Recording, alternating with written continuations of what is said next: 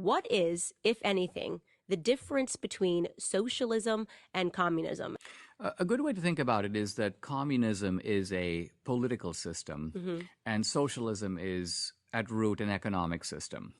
They're cousins. They go well together. The Soviet Union was communist and socialist, and at some point it overthrew both. So the Soviet Union now has a certain type of gangster capitalism, but it's neither communist nor socialist. But look at China.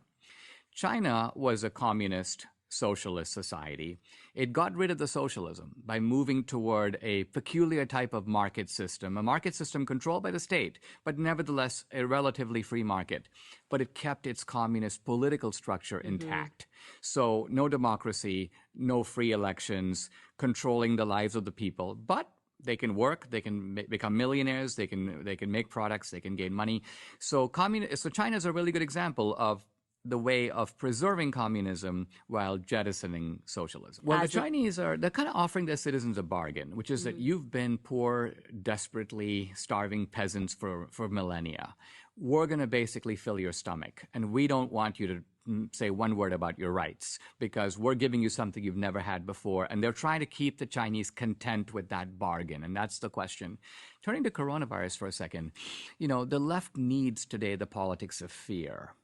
This is kind of why they try to whip us into a frenzy all the time. See, Marx thought you wouldn't need any of this. Marx thought that the revolution was scientific. It would come automatically. You don't even have to fight for it because it's going to happen by a law of history. But nowhere did the workers revolt against the capitalist class, not in Marx's time, and not to this day anywhere in the world. So the left has realized Marx was wrong about that. There's nothing scientific about socialism. What we need is panic. And then since the 70s, the left is like, we're running out of food. In the 80s, nuclear apocalypse. In the 90s, the ozone layer is going away. The last 20 years, climate change, the oceans are rising. And now coronavirus, the theme is the same. We want to take rational people and create a crowd stampede.